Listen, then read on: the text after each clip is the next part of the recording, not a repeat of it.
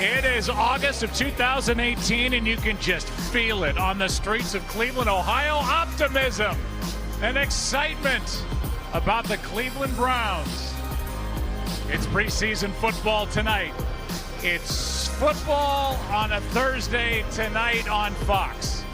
The Philadelphia Eagles and the Cleveland Browns. And now welcome inside the broadcast booth, everybody. I'm Joe Buck. Troy Aikman's coming right up. And welcome to our 25th season of covering the NFL on Fox. The world champs are in town. The last time Troy and I and Aaron and our entire crew saw the Philadelphia Eagles, they were taking apart the Minnesota Vikings in the NFC Championship game. They would obviously go on to win Super Bowl 52, beating a heavily favored New England Patriots team. So much to talk about with regard to Philadelphia, but right now, as I welcome in the Hall of Famer, Troy Aikman, I want to talk about Cleveland. I mean, this is fun. There's a lot of excitement here. They've got two quarterbacks, not one or none, and we're going to talk about that a lot here tonight. Well, it's pretty crazy. I mean, they've won one game in the last 2 years, and yet there is this optimism and excitement. We've been in town here for 2 days. Everybody's wearing their Brown stuff. They're cranked up for here this 2018 season, and certainly Baker Mayfield has had a lot to do with that. But I really think when you look at the job that new general manager John Dorsey did this year, yeah, they had a lot of picks, but they apparently have made the most of them, and we'll certainly find that out over the course of the season. It's a far different roster than they had a year ago when they went winless, and I'm excited to watch them. I think that they're on the verge of doing some really special things. Their starting quarterback is Tyrod Taylor, and for more on number 5, let's go down to the field and check in with Christina Pink. Hey, Joe. Well, you know all that hype about Baker Mayfield? I can tell you that Tyrod Taylor hears none of it. This guy is all football all the time, and he's focused on what he can do to make this team better. He's showcased adaptability throughout his career. He's also accurate and never turns the football over. But in his 8th season, he is now playing in his 7th different offense. This one is unique. It's player-friendly. It allows him to do some things he hasn't done before. He says with time and effort, he can learn anything quickly. Now over to Aaron Andrews and the Eagles. Christina, thanks so much. Nick Foles missing the first preseason game with neck spasms, and of course he was pulled last week because of a shoulder strain. I asked his head coach Doug Peterson why risk it and play him tonight. He joked with me and said, well, did you watch last week's game? Foles admitted I was rusty. He said he needs to get into some rhythm tonight. Peterson telling me during pregame, not worried about his decision making, just need better execution from him. Joe?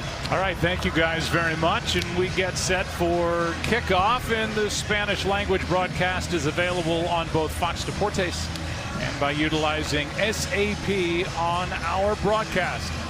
Browns will start with the football. They have started this preseason 1-1. They have a date at Detroit next Thursday. They open at home here against the Steelers, and there's the Super Bowl winning head coach Doug Peterson, who, by the way, played quarterback here in the year 2000 for the Cleveland Browns. But Peterson is now, I think, rightly saluted as one of the better new coaches in the NFL, and the job he did, and we'll go through it as the game goes on, without a starting quarterback, without a starting left tackle, without a big special teams player, without other pieces of the puzzle, was remarkable winning it all last year. Well, there's no doubt about that, Joe. And Doug Peterson, I mean, he changed the way a lot of people now this year are going to look at the game. Certainly the decisions that are being made, the way that he went forward on 4th down, good for him. This will be Jabril Peppers out of Michigan, and he cannot make the 20. Peppers, a first-round pick a year ago from the Michigan program, and here comes Tyrod Taylor. Now, there was some discussion all week because of HBO's Hard Knocks. Is it Tyrod for people like us, or is it Tyrod? He said, just call me Tyrod. I don't want to answer that question all season long, but he's a 2-time Pro Bowler, and like Christina said, it'll be fun to see what he can do when he's able to open up the offense a little bit. He's played for defensive head coaches his last 2 times. Up in Buffalo. Nice move out on the outside. That's Landry.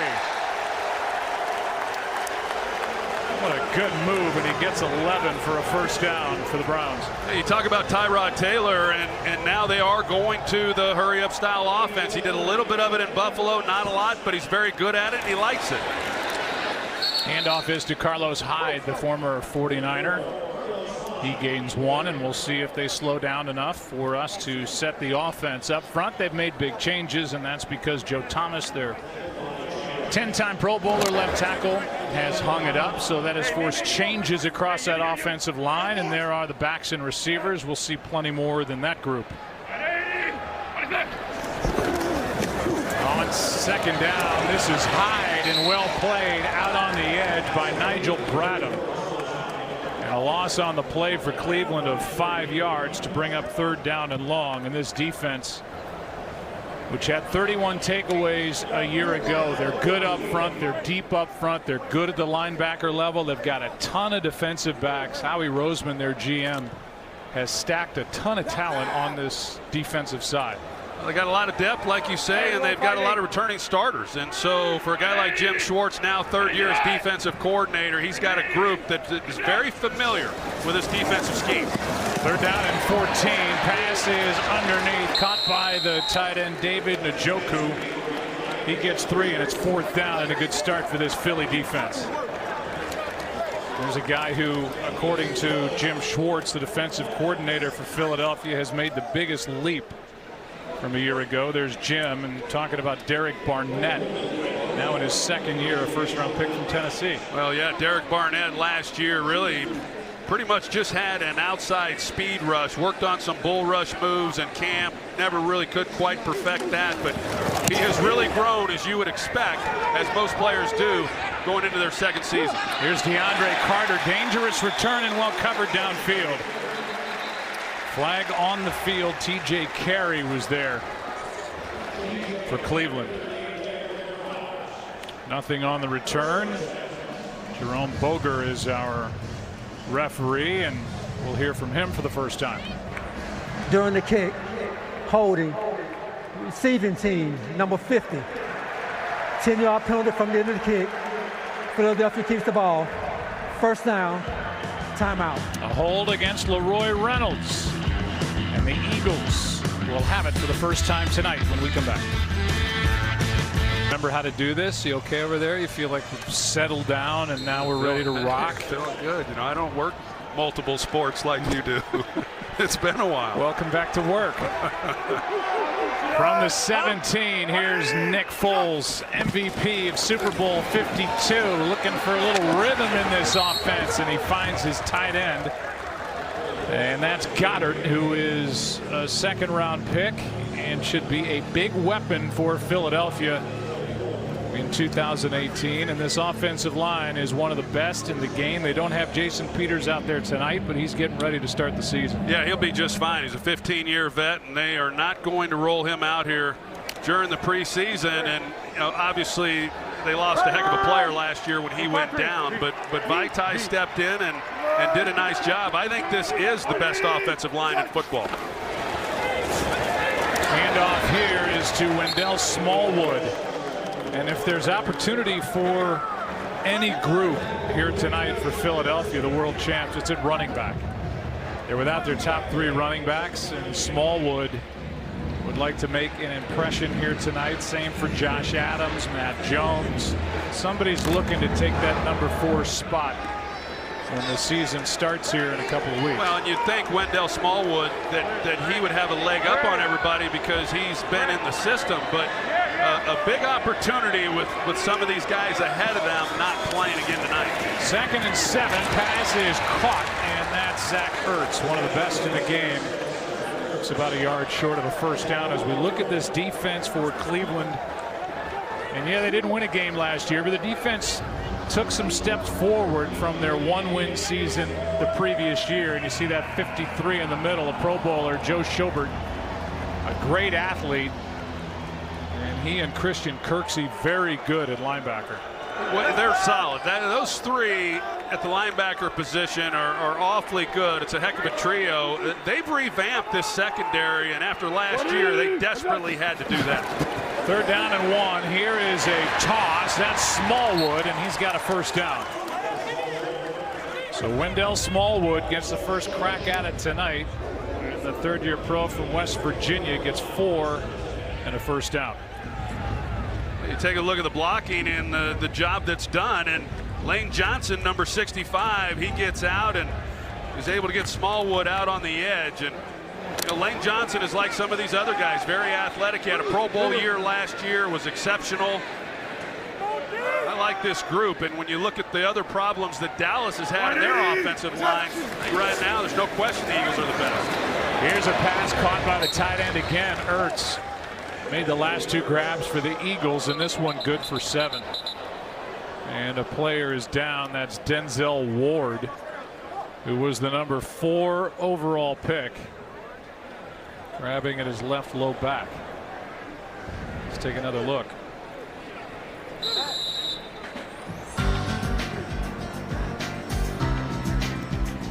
Played at Ohio State, grew up about 23 miles from here.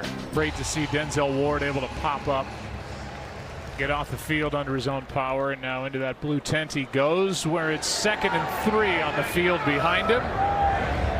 Eagles' #1 offense has yet to put up any points this preseason. Smallwood again, nice cut. And he spins with a first down inside the 45, a gain of 10, and Myles Garrett, #1 pick overall 2 drafts ago, is there to make the stop for the Browns. It's a nice start by Philadelphia on the ground and their ability to run the football. And you look at last year and the things that they were able to do running the football, it was pretty impressive. They were 3rd in the NFL in rushing offense, and one of the big reasons for that, obviously we've heard so much about the run pass options, but what that meant was most of the time the quarterback is deciding when they're going to run the ball and when the numbers are in their favor offensively, and as a result they would pile up some pretty good numbers. Jason Kelce was injured on that last play. Dangerous throw, and it's broken up by Terrence Mitchell.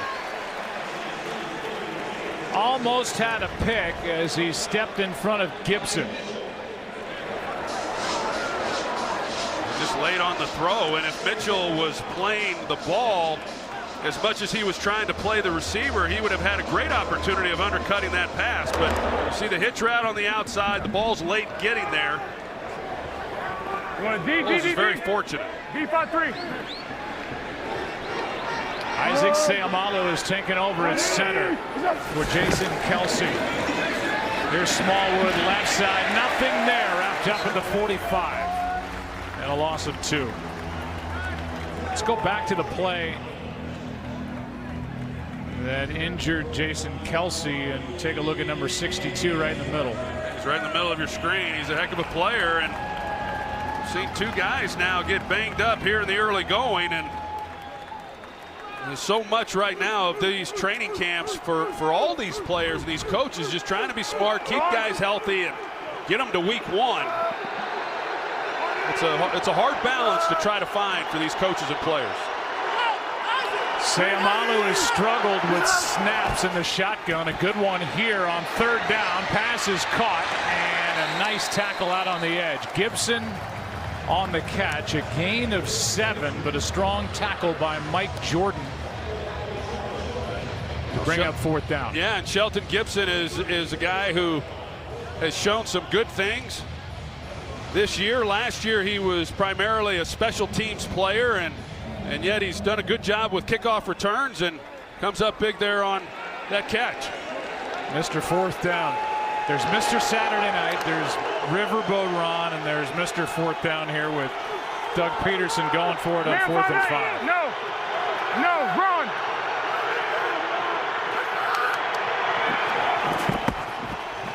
Foles unloads, pass incomplete, but a flag is down. 2 flags. There are separate fouls on this play. Garrett was in and laid a hit on Foles. They threw a flag, but then a flag in the secondary as well. They may get a low hit on Nick Foles in the pocket, and it looked like there was contact at the top of the route. 2 fouls on the play, 1 by each team. Pass interference. Defense, number 22. Holding.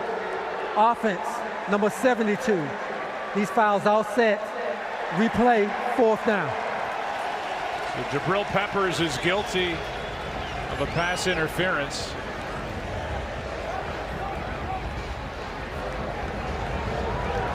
And then the hit on the quarterback, so we just do it over. Well, Halapuli Vaitai, the left tackle who I was talking about earlier, who filled in for Jason Peters when he got injured.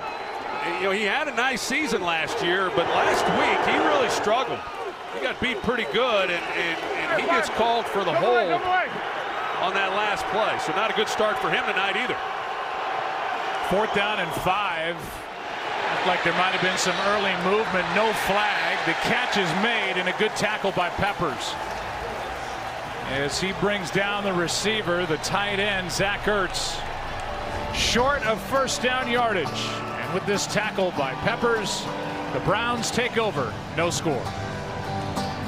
This is a view from the camera on the hat of umpire Bill Schuster, who threw the flag on the hold on Vaitai right there on the edge.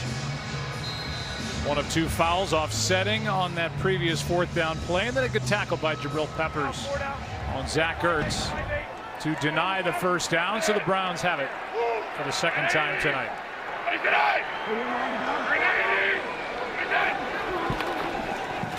Handoff is to Carlos Hyde.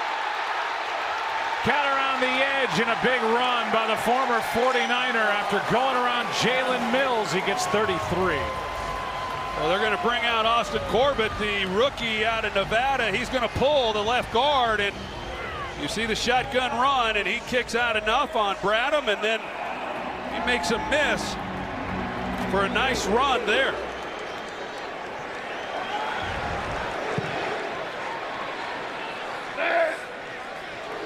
Now Nick Chubb, 35th pick in this past draft out of Georgia, takes over, gets it, bounces inside the 15, out of bounds near the 11. And 2 big runs back to back by Hyde and Chubb, this one for 21.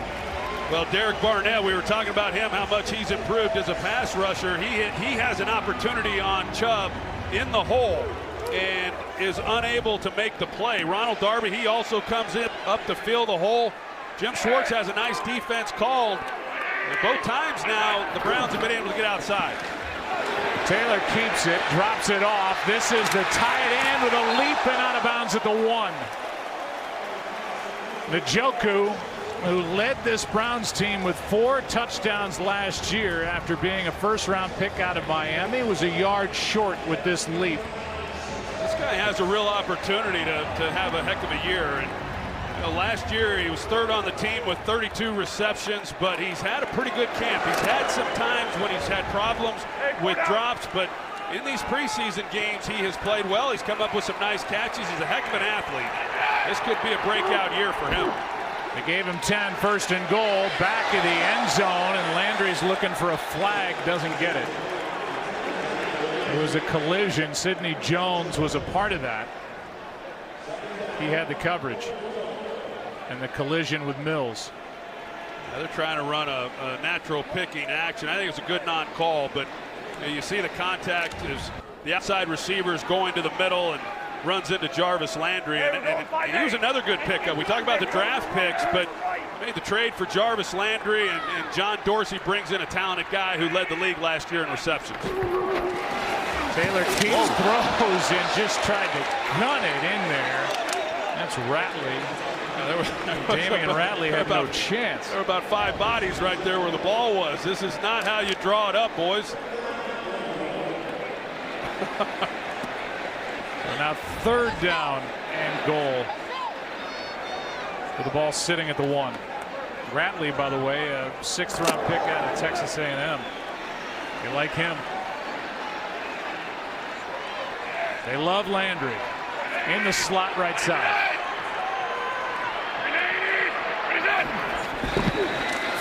Taylor floats it, more contact, no flag, and it's 4th down. Landry got hung up with Mills for the 2nd time on this possession down close, and it's 4th down. Well, they come right back with the same play that they ran there on 1st down and with the same results. So they get down here inside the 5 and 3 straight passes and unable to make a play to punch it in. All plays from the 1, and they're going to go for it on 4th and goal. Taylor protected, pulls up, in trouble. Incomplete, and a big stop by this Eagles defense. And now each defense has made a stop on 4th down, and Tyrod Taylor is hurt.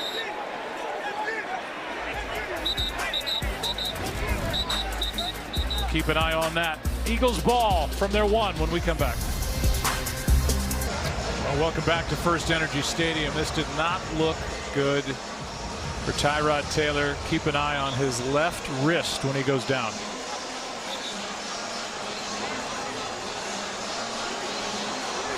And he knew right away that he was in pain and somehow able to just get up and get over to the sideline. I don't know how you can watch Hard Knocks and not love this guy. But all the talk about Taylor or Mayfield, well, who knows what the prognosis will be after that for Tyrod Taylor. Kelsey back in there for Philadelphia. Handoff here is to Smallwood, and on 1st down from the 1, he gets it up just across the 4. Tyrod Taylor, he's gone the hard road into the NFL. He was a 6th-round pick, went to Baltimore. He backed up Joe Flacco. He got an opportunity then in Buffalo last year, as you said. He leads them to the postseason. First time Bills have been in the postseason in quite some time. And what do? They then trade him here to Cleveland, and he gets to Cleveland, and they have the #1 overall pick, and they draft Baker Mayfield. And he's been asked a lot of questions about how long he's going to be the starter, how long he's going, how he's handled everything. And he's the first one in the building. He's the last one to leave. The coaches rave about his leadership. I hope the injury's not as bad as it looks. Foles stumbles, somehow gets up, gets rid of it, and completes. Oh, boy. What a play by Nick Foles as he finds Shelton Gibson. And we'll see if the Browns want to look at it and see if Foles was down as Nick tries to hurry it up. He's down and touched. That should be a safety. That's an easy one. Challenge coming from Hugh Jackson. Mike Pereira is with us in the booth. Thank goodness. Did you see the same?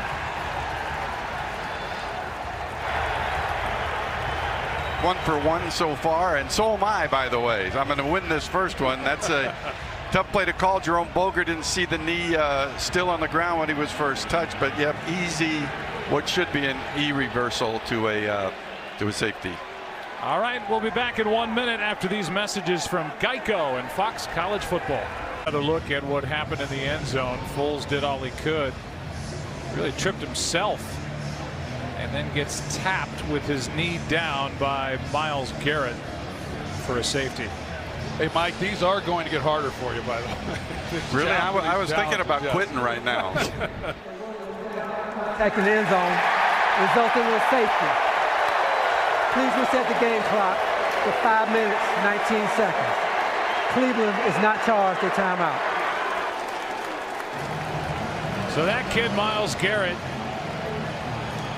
who had 7 sacks after missing the first 5 games because of injury and then a concussion, is lightning fast, and he got in there and tapped Foles. Meanwhile, here's Tyrod Taylor. From all of us to him, hope he's okay as he goes to get looked at in the locker room. Well, he should, like you said, he sure ran off the field like he knew something was seriously wrong, and go in and get x-rayed and check it out. And I guess we'll get a chance now to see Baker Mayfield, and maybe it's a moot point as far as who's going to start week 1, depending on what those x-rays show. It might be Baker Mayfield's team. There's so much to talk to Mike Pereira about. We'll get into some of that tonight. Peppers from just inside the 15 runs into a teammate and is knocked down at the 34. And Baker Mayfield gets an ovation from this crowd. To say one thing, he's not scared. He's not scared of the big stage, and he's proven that since being a walk-on at OU, winning a Heisman Trophy and the #1 overall pick. Well, and anybody who's followed him through the draft process, and then even once he got here to Cleveland, just the way that he carries himself, he expects to be the guy. He carries himself like he's the guy, and you'd think that he'd been around these players and in this locker room for 5 or 6 years already. Here's a handoff to Hyde, gets a yard. You know, I had a chance to study these young quarterbacks this year when they were going into the draft, and I was impressed with what I saw of Baker Mayfield. His production was better than anyone else's in college. I thought he was the most prepared to come in and play week 1. Mayfield is somehow able to stay on his feet, avoid the sack, and get rid of it. 3rd and 9. And this is one of the things that he does so well is he's able to navigate the pocket. He's a very athletic guy, but you wouldn't know that looking at him, and certainly on the measurables. The 40-yard time, he's a 4.8 guy, but he's able to avoid getting sacked. He's very strong in the pocket, keeps his eyes down the field. I think he's got a Romo-like quality. I think Tony was that way in that, you know, he wasn't the most athletic-looking guy, and he didn't run particularly well, but he had an ability to make people miss and make plays, and his accuracy under duress and on the move is awfully good. Chris Hubbard is down. Free agent pickup from the Steelers. And one of 5 players the GM, John Dorsey, has added to this roster. We're playing in the playoffs a year ago to infuse some talent on this Cleveland group, and there's the injury to Hubbard. You know, you look around the league at these offensive linemen, and they're just dropping like flies. And here Chris Hubbard was a guy who came from Pittsburgh, a big acquisition, had played for Todd Haley there. He was a swing man in Pittsburgh. He gets his opportunity to come here and start at right tackle. That's a good sign to see him walking off the field. But I tell you, both these coaches just holding their breath, hoping to get through this game. Next week, of course, we know that most of these guys won't play at all. They got to get through this one, get some work in, and yet keep them upright. Greg Robinson, a former #2 overall pick of the Rams, and that pick didn't work out at all. Now he's trying to be the swing tackle here for Cleveland. He takes over. Mayfield on 3rd and 9, throws, first down, caught at midfield. Pass is caught by Higgins. And good zip on the football by Mayfield, completion of 20 yards. Well, these are the types of throws that he's capable of throwing. He's got a strong arm, so he's throwing the ball to the sideline from the middle of the field, basically left hash. It's a long throw. And he's having to navigate an underneath defender, Sidney Jones. You got to lay it over the top of him, still have enough on the ball to drive it to the outside on the comeback. That's well done. Survived a big hit at the end of it. 20 yards on 3rd and 9. Broken play. Mayfield able to get around the edge and then just hops out of bounds. And hops out of bounds with Jalen Mills right there to force him out, a gain of 1. And I will say this, Joe, that when the coaches talk about Tyrod Taylor, what they liked about him was the guy simply protects the football. He doesn't turn it over, he doesn't fumble it, he doesn't throw interceptions. Well, you could say, and I know that that's college, but you can say the same thing about Baker Mayfield. He didn't throw a lot of interceptions in college either. Now, can he keep doing that in the pros? Time will tell. But he's very smart with the football, or at least he's shown that ability at the collegiate level. 2nd and 9. Screen is set up for Darren Fells, and that goes backward a yard and a half. So 3rd and long again. I like what you told Baker before the game down on the field. You did study these guys because you worked the draft. Would you tell number 6? What I told him is I think he's going to have a great career. I really do. I believe in him. I like his moxie. And I said what I like most about him is that even though in college he did put up big numbers, he won the Heisman Trophy for crying out loud, I think he's just about winning football games and getting the ball into the end zone. However that happens and whatever it looks like is of no importance to him. Mayfield looking for somewhere to go with it. And there's nowhere to go. Stepped out before the first down. They're going to mark him out at the 39, a gain of 6. And the Browns look like they're going to go for it again. Well, it's really good coverage by the Eagles defensively, and Baker, you know, had enough time in order to try to find somebody. There just simply wasn't anybody there. They're locked up in man coverage. And Baker pulls it down. Always looking to throw the ball. And for a lot of young guys, that doesn't happen all the time. It didn't happen for me. You know, you get confused and you start scrambling around and you tuck it and you run. and he has shown that he's looking to throw the ball already in his young career. On 4th down, in trouble again. Flag is down. And it looks like in the area of a hold. That's what Chris Long thinks. Yeah, they got Greg Robinson, it Holding. looks like, at right tackle. Offense, number 78. The penalty declined. The result of the play, 1st down, Philadelphia. So those are former teammates and former number 2 overall picks by the St. Louis Rams. Yeah, how about that? You know, this guy's a talented guy. Greg Robinson, and you said it a minute ago, they're hoping somebody in that offensive line will emerge as their 6th guy. And he just gets lazy with his feet, he grabs him. That's a penalty.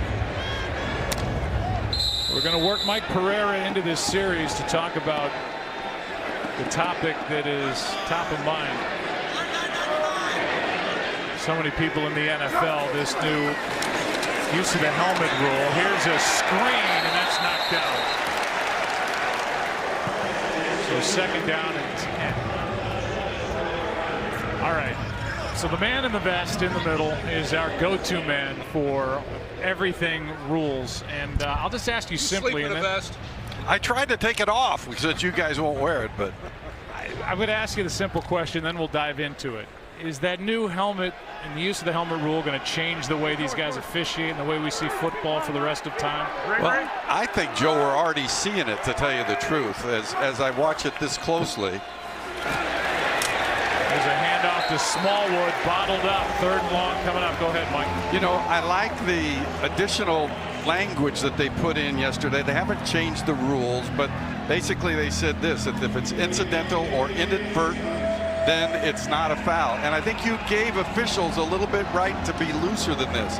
But I think we overreacted because there's only been 51 total penalties called in 33 preseason games, and 11 of them, by the way, were incorrect.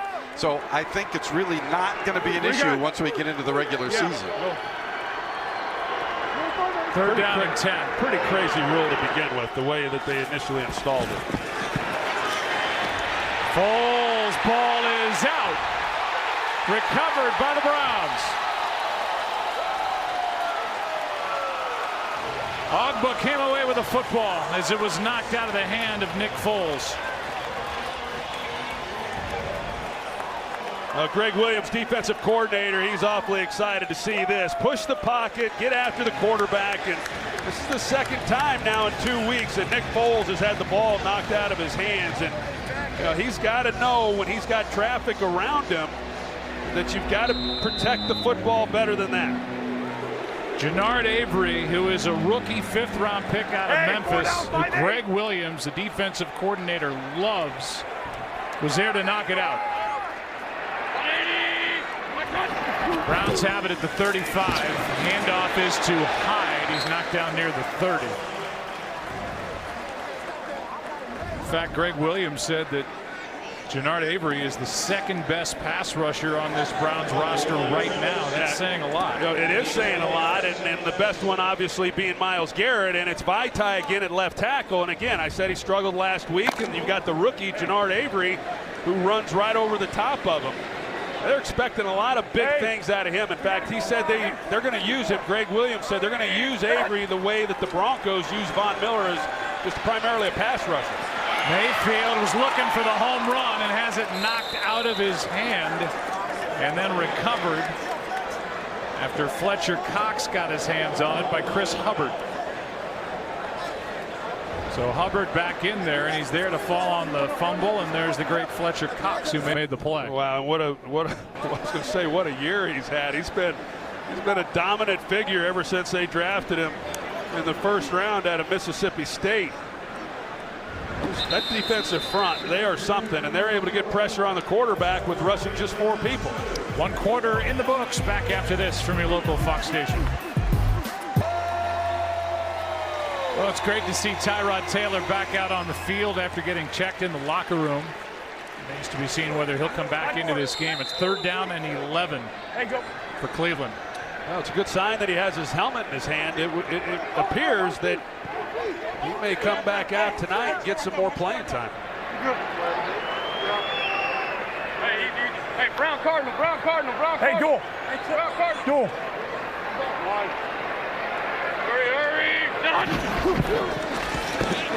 Quick throw and incomplete for Landry. Go down to the field. Christina, a lot of injuries on your side of the stadium. Well, yeah, the injuries mounting up. 4th overall pick Denzel Ward remains in the locker room. He suffered a back injury in that first quarter. I'm told he's questionable to return. But I was also told Tyrod Taylor was questionable to return. He has an injury to his left hand. Again, they said he was questionable, but he came back out of the locker room. I can tell you, he was in tremendous pain when he went into that blue medical tent, but a good sign that he's back out here with the helmet. Here is a 54-yard try by Gonzalez, and he's able to knock it through. He is in a battle with Ross Martin for the job here in Cleveland. Takes a leg up, and it's a 5-0 game. We'll be back in 30 seconds after this from the NFL. Well, the Eagles came into this game talking about trying to get into a rhythm with their #1 offense. Again, without their top 3 running backs, without Carson Wentz, and we'll get into that story. He worked out before the game, looked really good moving around as they try to get him ready for the season opener, but no rhythm offensively yet for Philadelphia. Well, and Nick Foles, you know, he missed all of the preseason last year, and I think some within that organization point to that, but I'd be a little concerned. I mean, not so much because of Nick, but just the fact that they've had so many key guys that haven't played in the preseason, guys he will be counting on to throw the football to. Well, this is a guy that they count on to throw the football, Carson Wentz, and this has got to make Eagle fans smile. The way he's moving around. He started camp, was involved in 11-on-11 drills, and they kind of shelved that for a while. Now he's back into 11-on-11 drills. He slips there, comes away smiling. He's trying to come back inside 9 months from that torn ACL, and we were there in week 14 a year ago. Obviously, you know, a monumental task to be able to do that. I thought the most impressive part of the workout, I was standing right behind him watching it, was when he did slip. You know, when you're not controlling your environment, yet he got right up and seemed to hold up strong. Boy, this Philadelphia offensive line tonight is getting overwhelmed. No gain there by Smallwood, and here's the injury last year, December 10th, in that dive for the end zone, and he was in the MVP conversation when he went down. Led the league at that moment in touchdown passes, still finished 2nd for the year, but what the Eagles went on to do with Foles at quarterback was sensational.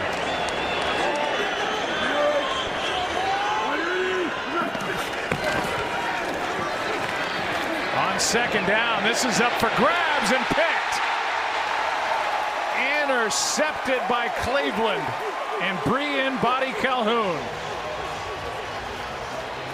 Mike Wallace the target, and that is 2 takeaways for this Cleveland defense that was last in that category during the regular season a year ago. You see the range by Brian Body Calhoun there, the deep safety, and him reading Nick Foles' eyes. He gets a break, and then he's able to get over the top and make a play on this ball. But the Cleveland Browns bring 6 guys, and you're going to see the back here swing out. Jamie Collins, 51, is supposed to run with him in coverage. He's supposed to peel off that rush. He doesn't. Nick Foles misses it because they brought one more than they could protect. Somehow Tyrod Taylor, after that ugly injury, is back out there playing. He hands to Hyde, and Hyde loses 4 yards. This is remarkable to think what we saw on the sideline, that minutes later he's back in the game. Yeah, it sure didn't look good when he went down, and I think it just says that he's got this mentality of a 6th-round pick coming into the league, and he knows what's in front of him, and he doesn't want to give up any opportunity. 2nd and 14, and now down he goes. Nada, an addition from a year ago, is in there in his 13th year.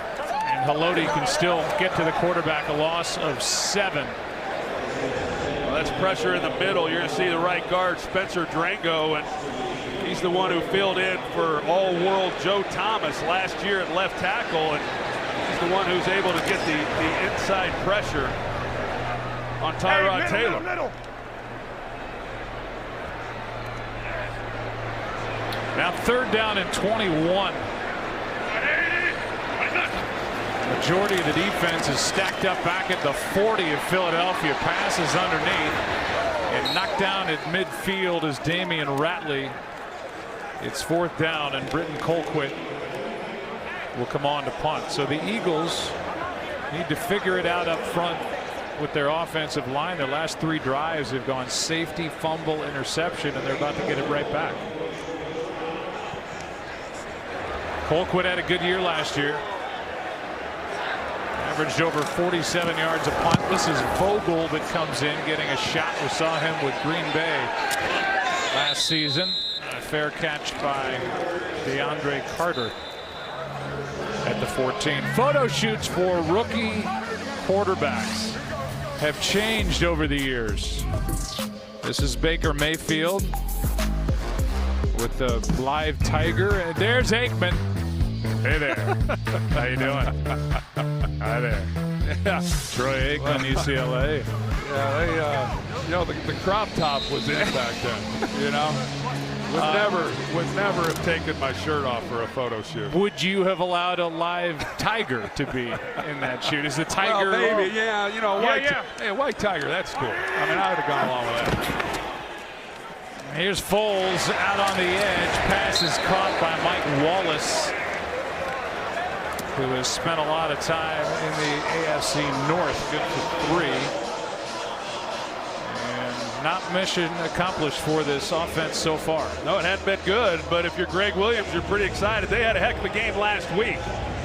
You know, they shut down the offense in that one, and I think this week, more than anything, is these takeaways. You know, they were last in the league creating takeaways, and here they've gotten 2 in this first half.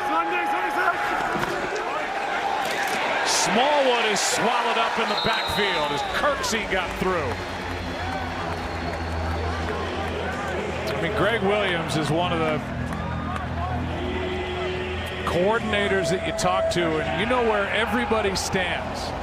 His players, they know where they all stand with Greg Williams. He doesn't really hide much. And he's got to be really proud with what this group did going into last year and now how they've improved going into 2018. And anyone who's watched Hard Knocks, they know that everyone knows where you stand with Greg Williams. 3rd down and 8, blitz coming. He likes to blitz too. Pass is caught by DeAndre Carter.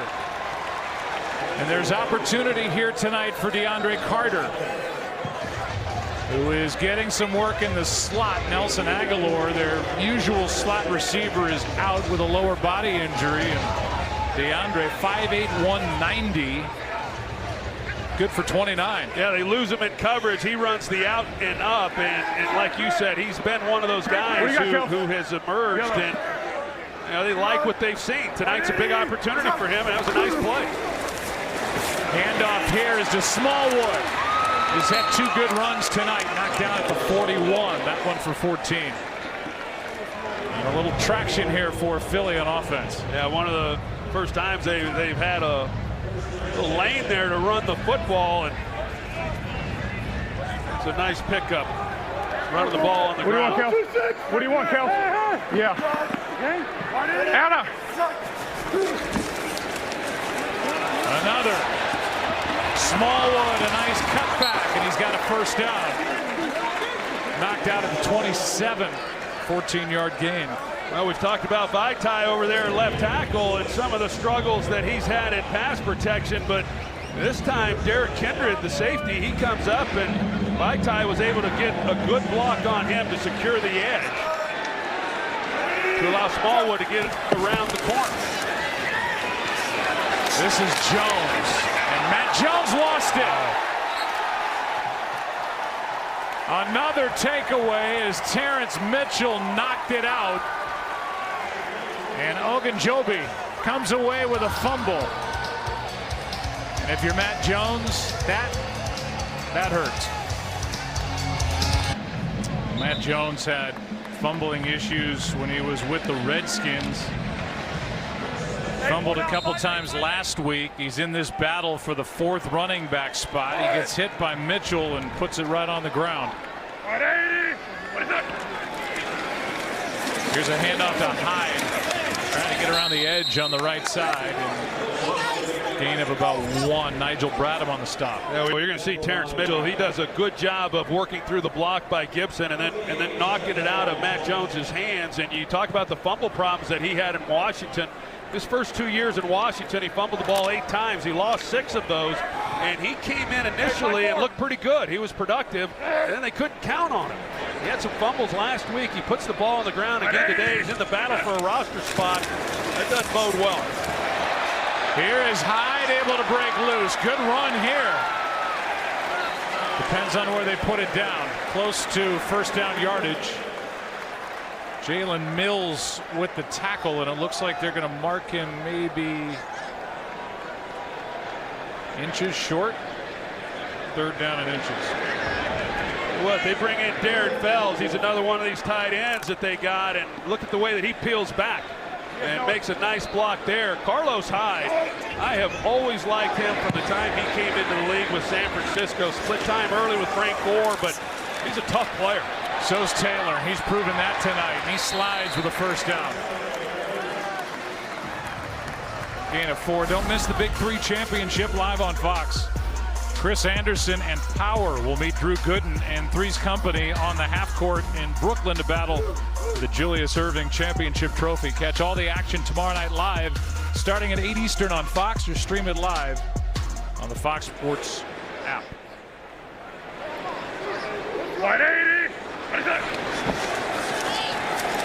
Play action. Taylor hangs in. Time runs out. Nice move out on the edge, and another to turn it into a positive play. Camus Grugier-Hill made the tackle. Joe, you think about Hugh Jackson and then general manager John Dorsey.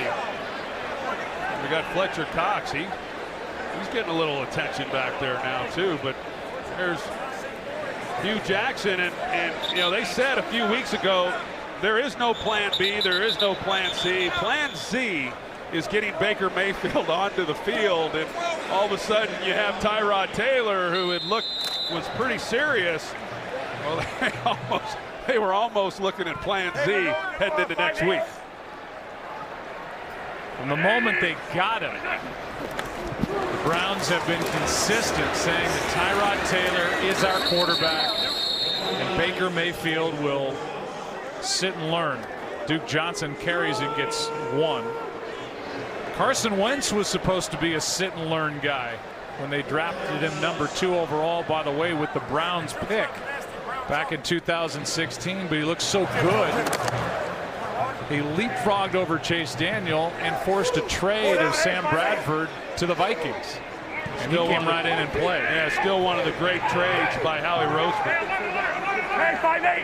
And getting back one of those first-round picks from Minnesota. Here's a blitz, and they come right through. Hicks, back in middle linebacker. And a loss of 11 to bring up 4th down, and it's good to see Jordan Hicks making a play. Duke Johnson, he's in there on 3rd down. He's the 3rd down back, and Jordan Hicks hits it right here. Well, you got to take the most dangerous, but he's looking over here the entire way, and you see how Jordan Hicks hits it and gets right past Duke Johnson to the quarterback. This is Colquitt. And a fair catch called for by DeAndre Carter. From that umpire cam. Had a good look at that sack, and so do you. Browns lead by 5. Well, we haven't seen serious injury yet. The only player that's been ruled out is Denzel Ward, who was able to get up after an early injury. Here's a fake handoff from Foles. Dropped off to Smallwood. And Smallwood gets 2. Here's some sound courtesy of NFL Films from tonight. Let's go. Make a statement. Hit on 3. 1, 2, 3. Hit it. You got to range back to the ball right there, and you got your catch, okay? Showing the throw. Scoop and score, nigga. Go score. Put nobody around you. Take your ball back. That's how you stand up. Our thanks to NFL Films. That was Gunter Brewer, by the way, in the middle, the wide receivers coach for Philadelphia, talking to his group. 2nd down and 8. Foles, passes caught. Tight end Ertz, 1st down. Working on Jabril Peppers on a gain of 10.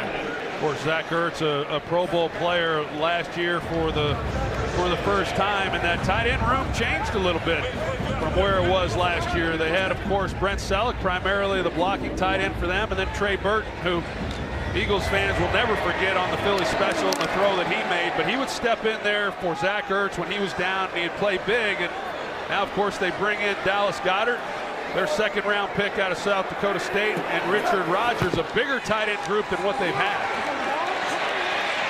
Foles out to his left, finds a receiver and hits Gibson. And Gibson has had a terrific preseason in camp, 21-yard completion.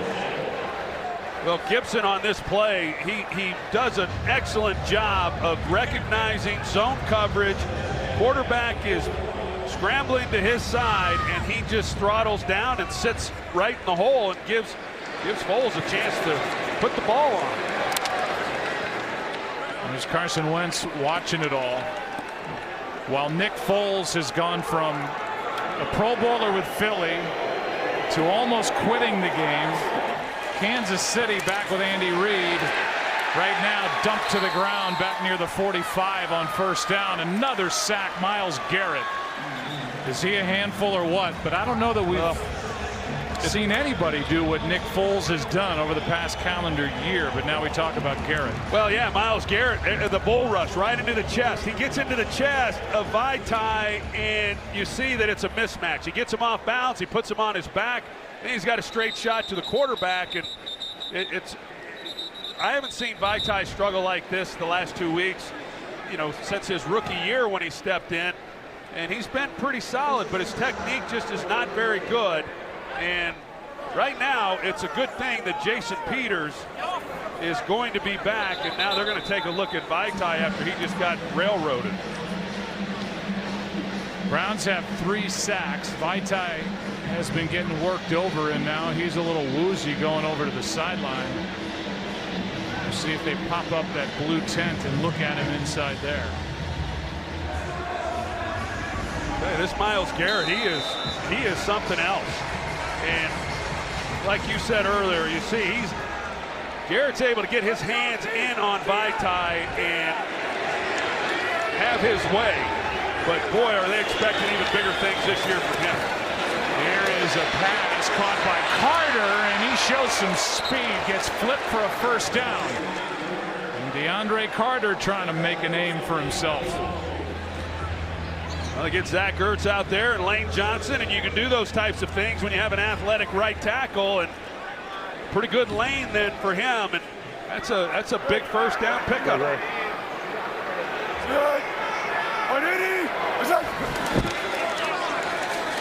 Foles over the middle, pass caught by Smallwood. He's got another 1st down.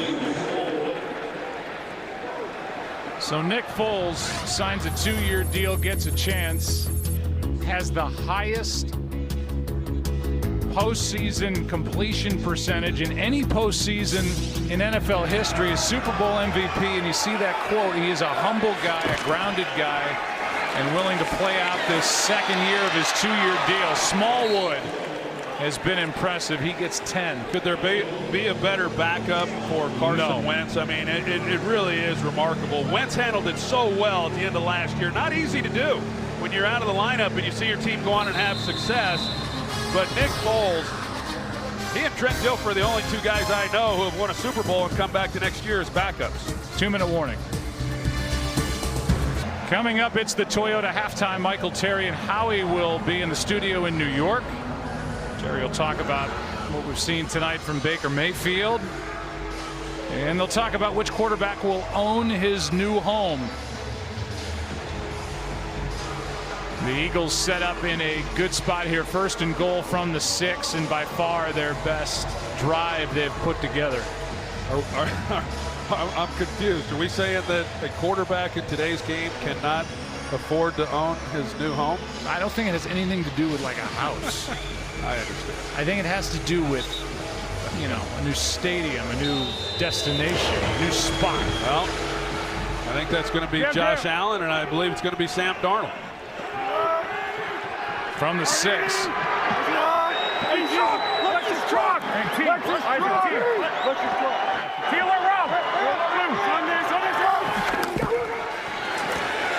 Hand off to Smallwood, and he is swallowed up, and a loss on the play. Well, you look at this right now, Joe, and Greg Williams, and these guys likely won't play in the second half. And the struggles that the Cleveland Browns had last year in the red zone, they were last in the NFL. They just simply could not stop people down here in the red zone and keep them from getting into the end zone. And so this is a good opportunity now as we wind down this second quarter to see if they can make a big stop here.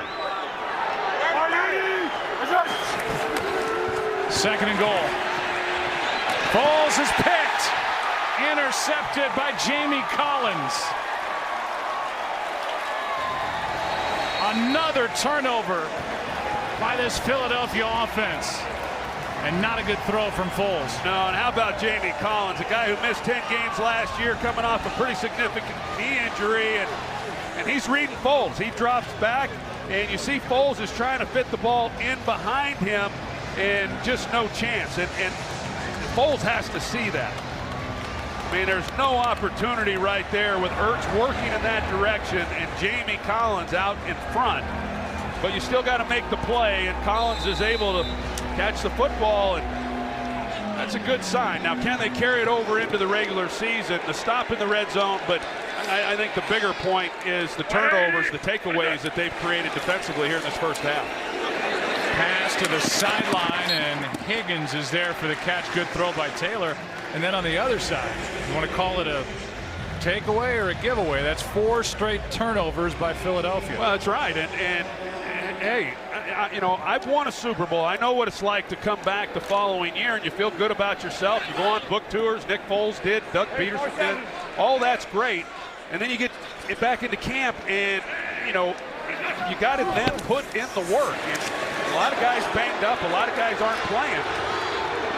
Duke Johnson is serenaded with a 1st down run. The offense didn't look good last week, and they obviously don't look good here today, and they likely won't play next week. And yeah, you'll say all the right things, but then you go into that opener against the Falcons on primetime television, and you have some doubts. Here's Landry with a catch on a throw from Tyrod Taylor out to the 35, a gain of 8. And the timeout is taken by the Browns.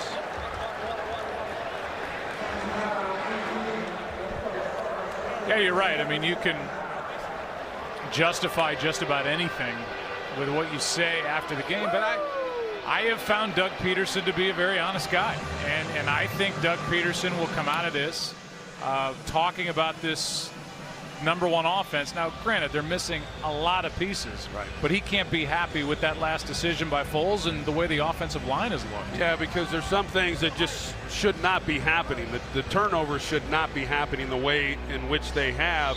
And hey, Doug Peterson, you know, was asked, why are you playing Nick Foles? He had the shoulder injury in last week's game. He says because he needs to play. He hadn't played very well. He needs to complete some of these passes. I don't think he would play next week, but I wouldn't count it out completely either. Landry got behind the secondary. The throw was too deep. And now with 42 seconds left, 2 timeouts, up 5-0. It's 3rd and 2.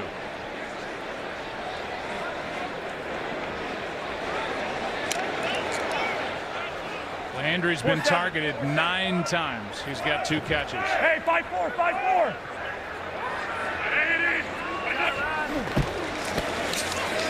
Handoff inside, and we'll see what progress they give. Duke Johnson is knocked down right at the marker.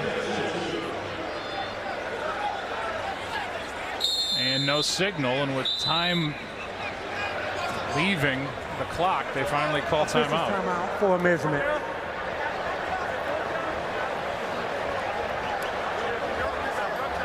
Well, the good news, Joe, when you look at this Philadelphia Eagles team and the game here tonight is this defense. And, you know, they're continuing to do the things that you would expect. And, you know, they've got their share of injuries as well.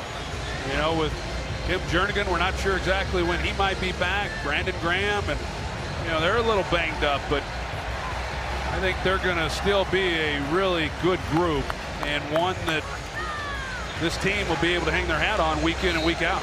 Yes, there is a camera with the chain gang. Yes, it was enough for a first down. And yes, we will give you a better look at that next time as you see Duke Johnson just get enough. The guy's been so good catching the football. First running back in NFL history, 50 or more receptions each of his first 3 years, and now the Browns will use timeout number 2 with 25 seconds left. Yeah, in fact, Duke Johnson, you know, he's talked about he likes running the football. He had a great career at Miami. He was the all-time leading rusher there, and then he comes to Cleveland, and he has been exceptional catching the football, and he gets out there and runs wide receiver routes. Of course, led the team last year, as you said, in receptions, but he gets out there during the week every day and runs wide receiver routes, and I'm not so sure that if that was his only position, he wouldn't be awfully good. Taylor throws, sideline pass is caught. That's Ratley. He gets 9. Good strong throw. Clock is continuing to wind, or at least a few seconds left, even after Ratley went out of bounds. Stops with 17 seconds. Hey, tight end. Hey, we're going on 4 seconds. Left formation, snap, 180. What is that? One timeout left for Cleveland. Underneath. Pass is caught. They're going to have to use that timeout right now. That's Njoku. Gain of 3 for a first down. Did you know that Las Vegas has the Browns at 60-1 to win Super Bowl 53, and that's better odds than Atlanta, Jacksonville, and Kansas City, 3 teams that were in the postseason a year ago. It's pretty crazy stuff. I mean, in 2015, this franchise won 3 games. In 2016, they won 1 game, and you think, okay, well, it can't get any worse than this, right? We can only go up from here. Not so fast. And then last year, they don't win a game. And yet, when you're walking around the building, there is so much excitement that, yeah, you know, heck, I'd go play some money on it. What the heck? You're not allowed. From midfield, catch is made, and now 4 seconds remaining. So, to me, that's the hard knocks factor. A little bit. Along with Baker Mayfield and the change in personnel, but you fall in love with these guys, and you see that they're real people, and you see that they have wives that are rooting them on, and you see that they're trying to make a roster, and you see a head coach that's vulnerable. Yeah. And these assistants that are crazy and in a good way. This team does remind me a little bit, Joe, of our team in Dallas in the early 90s when we started to turn the corner. Now, they got to win a game. It's been a long time since they even won a game. Now, they got to win the close games to start with, and it would help if they'd win week 1. I don't know when they last won a game week 1. I mean, they've been terrible, and they open up against Pittsburgh, but there's a lot of young pieces in place, and I really think that John Dorsey, as we see Jim Haslam, the owner, I think John Dorsey has done a nice job. Now he was given a lot of opportunity with all the picks that were acquired, but it's early, like I said before. But I like the picks that he made. I like the moves that he's made. This is a different roster, and I think it's a talented roster. And I don't think that that's just simply from, you know, watching Hard Knocks. This team should win. They should show noticeable improvement. I don't know if they're going to be playoff contenders, but they should be much, much better and win some games. Here's Landry underneath, looking for blocks. Won't get anywhere close. And the half is over, and the score is 5-0 Cleveland. At the half, just for the record, Aikman's not betting on any team. I don't want to break a new guy in. Back after this from your local Fox station.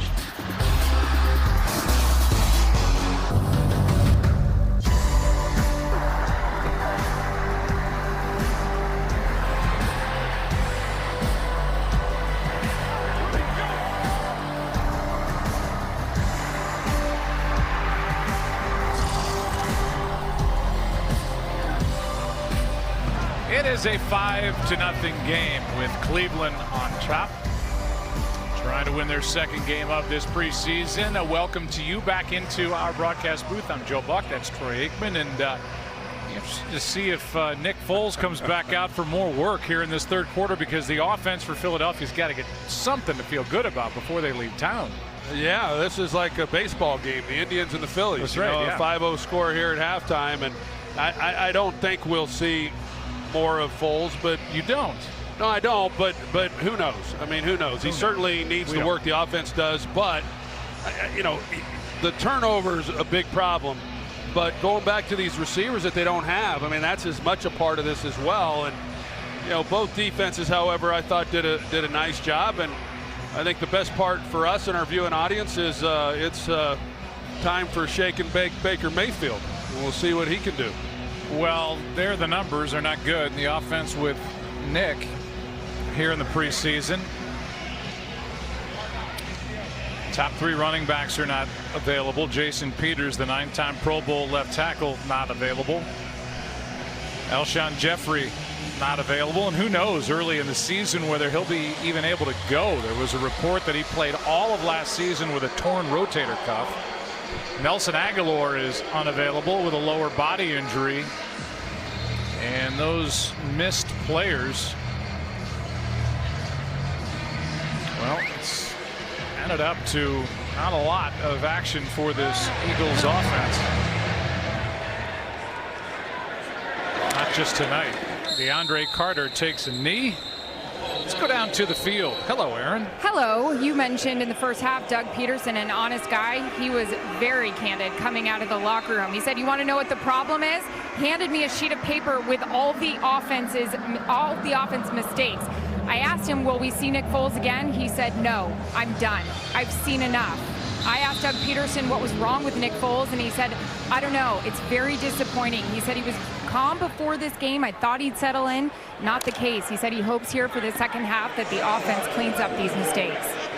Well, there you go. Aaron could have told you. Did she text you that? This is Nate Sudfeld. No, but next time she should. Then I'll say it with a little more confidence. Here is a handoff to Matt Jones, getting another try. Fumbled the last time he touched it. I think what's interesting, Joe, though, if you look at the drives with Nick Foles this preseason, he's had 10 offensive possessions. They've not scored any points, and they've allowed 9 points. Gave up a sack, fumble, touchdown last week, and then, of course, the safety tonight. And I just don't know how you recapture some of that confidence, you know, as they prepare to wind down this preseason and go into week 1. Sudfeld is swallowed up, and the offensive line for the Eagles still having a tough go, as Caleb Brantley got through for the sack and a loss of 7. So we're into the backups, and the backups for Cleveland got through for a sack. You got Matt Pryor right here, 69, and they do like Matt Pryor. He's a young guy. He's from TCU, and I feel like he's done some good things, but he is 6'7". He's big at 330 pounds to be inside, and you can tell he got up a little bit high and just got pushed back right into Sudfeld. Now 3rd down and 13, and that pass is incomplete for Dallas Goedert. And that drive is 3 and out. Sudfeld has actually played pretty well. They have this preseason, and I can say this as a guy who went to Indiana, didn't get a chance to do much with the Indiana Hoosiers. A lot of handoffs. Who has? Who's the last guy that has gotten to? I tell you what. Speaking of college football, though, not to go off on a tangent, but I say it each year, but I really mean it this year. If you want on the UCLA bandwagon and Chip Kelly, now's the time. Okay. Noted. Thanks. Justin to punt. Are you going to bet on them too? Can I? No! There's Damari Scott, put it on the ground, and now gets it just across the 25. Troy's being let out in handcuffs. The Browns have it for the first time in the second half, up 5. Well, a lot to talk about with Josh Gordon. And as far as we know, haven't been any members of the media that have had a chance to speak with Josh since his return this past weekend to Cleveland, except Christina Pink. Here is a handoff to Nick Chubb. And let's send it down to Christina. What'd you learn from Josh Gordon? Well, yeah, talking to him before the game, he is certainly rejuvenated about his return, currently on the non-football injury list, but hopeful to return for week 1. But whenever he returns, he will not be a starter. Hugh Jackson told us that when I talked to Gordon. He said, that's the right thing to do. I come back with no sense of entitlement. He said, I understand that decision. He's in good condition. He's been certainly engaged with his teammates and the young receivers throughout the game, guys. Here's Nick Chubb, and he goes nowhere. He was all-pro. Talking about Josh Gordon in 2013. He had over 1,600 receiving yards. He's big, he's strong, he's fast, but basically has been suspended for multiple violations of the NFL's drug policy for the better part of the last 3 years, and then didn't go to camp. Kind of surprised everybody by tweeting that he would not be in Cleveland at the start of camp and went down to Florida to seek further treatment. And so it's all kind of shrouded with mystery as to A, what he went to get checked out for, and B, what kind of condition he is in football-wise and really health-wise coming back. Yeah, a lot of questions, of course, even by those that are in the know within the organization. And even if he is able to come back week 1, you know, when you're talking about his history, you just don't know for how long he'll be with the team. It's hard. It's hard on this staff. It's hard to game plan around that. If he comes back as the player he's been, he'll be back to starting real soon, though. Graham makes a play off the edge on Nick Chubb after a completion to C.J. Board from Baker Mayfield, a loss of 2, so second down and 12. But if you get Josh Gordon back and he's okay and looks like Josh Gordon from a couple of years ago, and he ended the year last year active for the Browns. You've got Jarvis Landry, Josh Gordon. They love Rashard Higgins. Antonio Callaway was a guy that fell to them because of off the field trouble that he had at Florida. I mean, it's a good group. Well, here's a catch on the edge by C.J. Board. Not much. It is a good group, and a big part of that is, of course, is Josh Gordon's health and him coming back and being part of this team and being the player that we know that he's capable of being. And I do like the rookie Antonio Callaway, and then of course they brought in Des Bryant last week, and he left without a contract. Is that now tabled? I'm not so sure. I mean, I don't know what Des Bryant's expectations are, but I wouldn't necessarily rule that out. Now, can he fit in if he's not necessarily the go-to guy? I think that's the better question. Here's a catch by Willies. Derek Willies was looking for some blocks to get a first down and cannot pick up enough yardage. Got 7, so it's 4th down. I do think, though, you know, Joe, sorry, when you talk about the Browns offensively, they ran the ball pretty well last year, you know, as far as yards per carry average, and they just didn't get to run the ball very often, but that's going to be a key for them. Yes, they want to be able to throw the ball and all that, but running the ball and protecting the football is going to be key. That was Vogel with a punt. DeAndre Carter making more of this opportunity here tonight, week 3 of the preseason. And Vogel, the punter, there to knock him out, but a good return for DeAndre Carter. He can scoot. 5-0 Browns. Well, when you win a Super Bowl, you get to write a book. Doug Peterson came out with his. Nick Foles with his. It was definitely a remarkable journey for both. Validation for Doug Peterson as a head coach and for Nick Foles as a quarterback. so good in that Super Bowl, so good in the postseason a year ago. This is Matt Jones, who makes a spinning catch. And a gain of 4. B.J. Bello out there to make the stop. Well, I do think that Doug Peterson was fearless. You know, when he got hired, there were a lot of critics out there, and he went for it a lot on 4th down, more than anybody in football. And I think the critics then, when they went 7 and 9, they piled on and said, hey, maybe this guy's in over his head, but he continued to stick with what he believed. And those decisions to go for it on 4th down, certainly in the Super Bowl, but they happened throughout the year, is a big reason why they came out as world champions. Joe, I think the rest of the league is looking at that, and when they get to the 40-yard line, their own 40-yard line, there is a 50% chance that they're going to go for it on 4th down. That's what the numbers has shown over the last 2 years. The league average is 15%. Now, we talked about betting earlier. I bet a lot that we're going to see that average go up considerably after what we saw from the Eagles last year. So Matt Jones able to hang on and get the first down, and this is an incompletion to Rashard Davis. Meanwhile, I want to set this up right. Philly special. Listen to Foles on the sideline in the Super Bowl.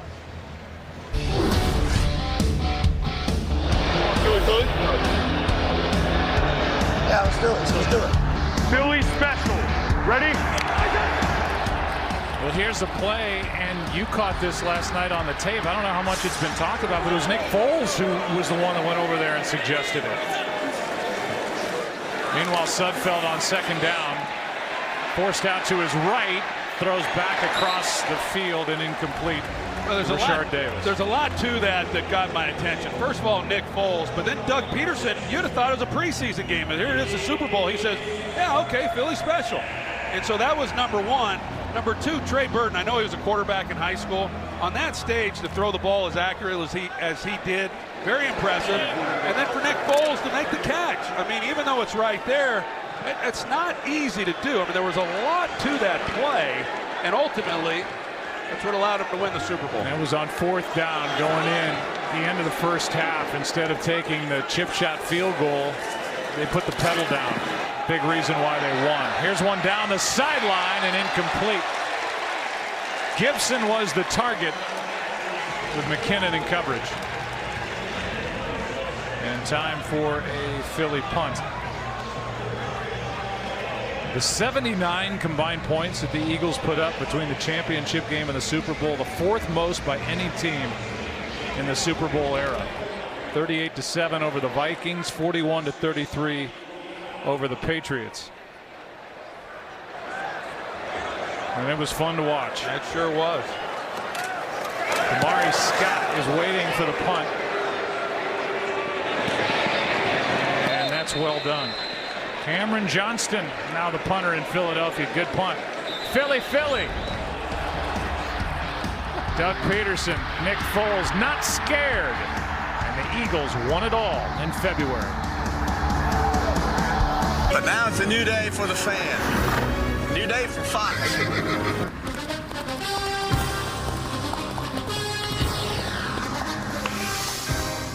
One thing, always having this in here, I think helps. You know, when you always got this, you always know how much time there is and what the score is. We celebrate our 25th season of covering the NFL and what was once Fox Sport. Brought on the air by the great Terry Bradshaw, and then game coverage anchored by the best to ever do it, not just John Madden, but the late great Pat Summerall.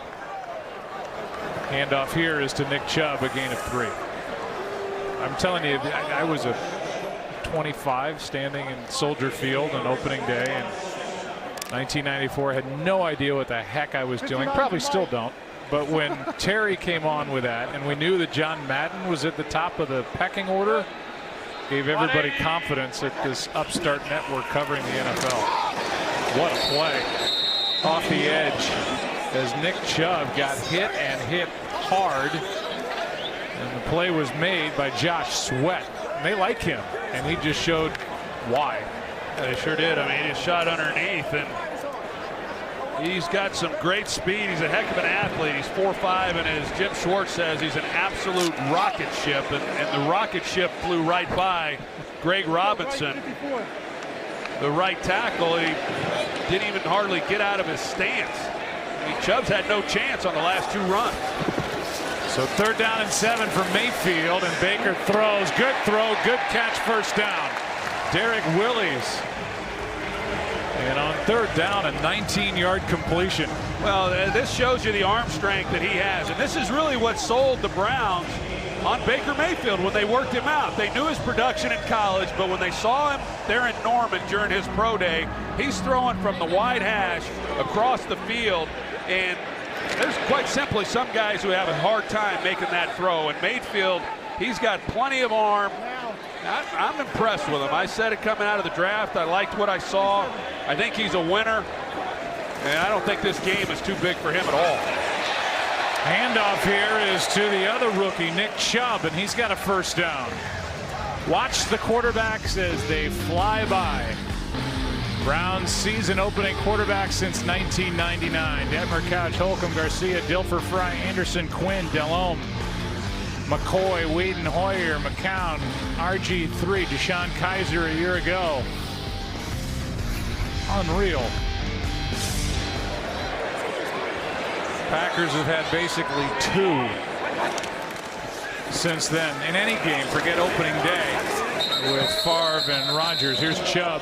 He has stood up with no game. Well, Joe, you show all the quarterbacks that have come through here, and immediately you say, well, no wonder there's been no consistency around here for so long. And on top of that, the last 3 first-round quarterbacks that they have drafted haven't even made it to the end of their rookie contracts. And, you know, I do not think that's going to be the case with Baker Mayfield. I think he's going to have a really outstanding career. But you talk about busting on that position when you can't even get a guy to the end of his rookie deal. Here is a nice catch by Jeff Janis, the former Packer, on a quick slant from Mayfield and a gain of 5.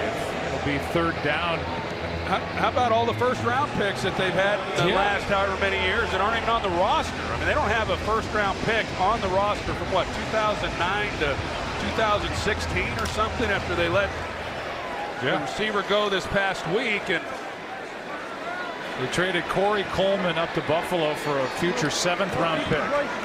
And with that, none of their top draft picks since 2010 are still with a team. Here's a flag for interference. Janis working against Rasul Douglas. And it's against Douglas. Now we'll take a look, and Rasul Douglas has gotten a lot of opportunity to push there. I don't know that I like it that much, but he did extend his arms, and he gets the call. But Baker Mayfield had a free rusher right in his face, and he hung in there strong to deliver the ball. Spot the foul, automatic first down. You can see a little game up here, and they get right into Baker Mayfield's lap. That was the outside defender with the twist. Thank you. We had 1 accepted penalty before that one. Don't let that scare Mike Pereira away. We need him here, especially on Thursday. Here's Nick Chubb. College football is back Labor Day weekend on FS1. Catch 3 great matchups, including Heisman hopeful Bryce Love and Stanford hosting San Diego State. Also Texas looks to avenge last year's upset against Maryland. 3 days of football starting next Thursday on FS1. Stream all the action live on the Fox Sports app. Hey, are you through? Yeah, I'm through. Scissors. 180. What's up? 2nd and 9. Chubb, man, overwhelmed by this Eagle front, and Joe Ostman was one of many to get through. They're trying to pull Austin Corbett, number 63, and he's a little late to the punch, and they get penetration into the backfield. And you know, these running backs last week, Carlos Hyde, he did a nice job. He was able to bust out some pretty good gains, but week 1 he was bottled up. There wasn't much room for him to run, and tonight Nick Chubb hasn't had much room himself. He's had 1 good run tonight. Hyde a couple. Third down and 16. Mayfield scrambling for his life again back there and brought down from behind. And a good play by Winston Craig. As we say every preseason, if it's not with the Eagles, they're putting things on tape for other organizations to look at. Yeah, and I think that's the thing that Baker Mayfield is going to get used to. Like I said, he's only a 4.8 40 guy, so he's not going to outrun a lot of people, but he's not accustomed to guys like this being able to tackle him at the collegiate level. And I remember my first time I played against the Philadelphia Eagles as a rookie, and Reggie White got through the middle and chased me as I'm running away from the sidelines. In college, you just kind of run and you throw the ball. You don't even worry about it. Reggie got me from behind. I'll never forget it. I remember thinking 280 pounds or whatever he weighs, and he's faster than I am. This is not good for me. Here is a good punt.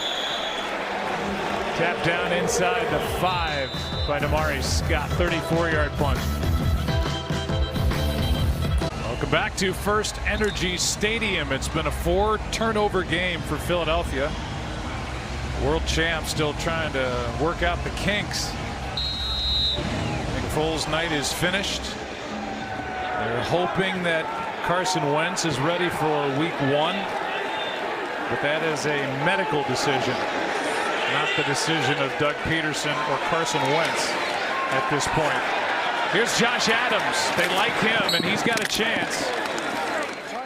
Undrafted from Notre Dame, and a carry of 7. So we've talked about Wendell Smallwood.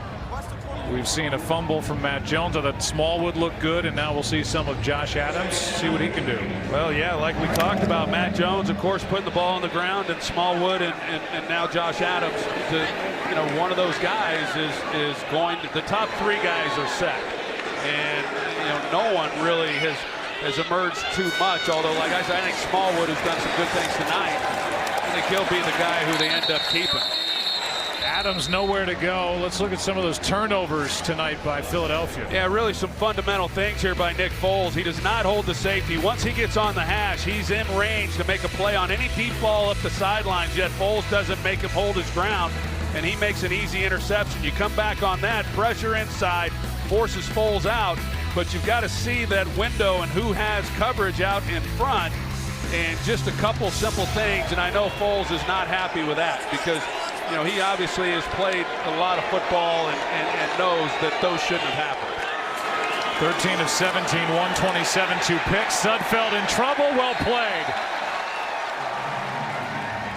Dropped it off to Adams, and the play is made by linebacker James Burgess Jr., another guy on the list they like. And he closed in a hurry. He sure did. He had a clean shot and trying to screen it off of him, and he gets right into Nate Sudfeld. And I will say, going back to Nick Foles and this offense and their struggles, there is something to be said for this next week, and as they get ready for week 1, that hey, we've been without our key receivers, we've been without running backs that we're going to be depending on. We'll be just fine. And I think you try to find some comfort in that. End over end punt with Scott hauling it in, staying upright, and he got smacked. Rick Lovato, who's the long snapper, downfield to make the hit, and it was a big one. 6-yard return. And by the way, when you think about that position for Philadelphia, it makes us think about our good friend John Dornbos, who has been through a lot. Got a ring from Jeffrey Lurie, the owner of the Philadelphia Eagles, had been traded to New Orleans. Found out he needed emergency heart surgery. It's going to be a long road back for John, but he's got a lot of support in this organization. Great piece by Zach Berman of the Philadelphia Inquirer this past week. And if he's watching, hi John, we miss seeing you, and he is a really talented special guy. Yeah, he sure is, and I bet he is watching. He bleeds green and loves this Eagles organization. And he got married a year ago, and I just saw where he's going to be performing, doing his magic act, and doing a lot of great things. Let's go to the 4th. Back after this from your local Fox station. I think the defense for Cleveland's got to be thrilled with the way they've played, not just the starters either. Human night in Cleveland, Ohio. Jose Ramirez has gone deep, and the Indians lead the Phillies 5-0. As we just got through the 7th inning stretch. 2nd and 9, blitz coming from Philadelphia. Mayfield fires, pass is caught. Good throw and a good catch by C.J. Board. 20-yard completion, and that was fit in there well. Well, this guy was a 70% passer at Oklahoma, and he threads a needle right here. I mean, this is the skinny post, and you got to throw this ball with great accuracy. Pretty good coverage, too. That was a heck of a catch with Board, with the defender having his hand in there. But he sticks it on him perfectly, and that's a big-time throw. 180. Watch that. So now first down. Here's Chubb. Makes one-man miss. Cuts back and turns what was nothing into a 5-yard gain. They call it club rehab, Aaron Andrews in Philadelphia. Yeah, not exactly Club Med. Of course, we've been talking about all those injuries. Wentz, Maragos, Peters, Hicks, Sproles. All 5 of those guys, you know, going down within 11 weeks of each other. They all train together. They all rehab together. Darren Sproles telling me tonight, really emotional support for one another. Maragos apparently an incredible DJ during their training sessions. Sproles saying, biggest thing, they were there for each other during the Super Bowl, which was bittersweet for all of them. 2nd down and 5. Mayfield is brought down. Stephen Means. Talk about a close-knit group. Stephen Means is beloved on this team. He watches film of the opposition's defenses and tries to give his own tackles looks during the practice week of what they're going to face that Sunday. They love this guy. They do, and those guys are really valuable. You know, there's always a few of those guys within a locker room that you don't always hear a lot from on game day, but means so much to the success and the preparation during the course of the week. And he's certainly been one of those guys. 3rd down and 9. Mayfield just gets rid of it. And a flag, a late flag in the secondary.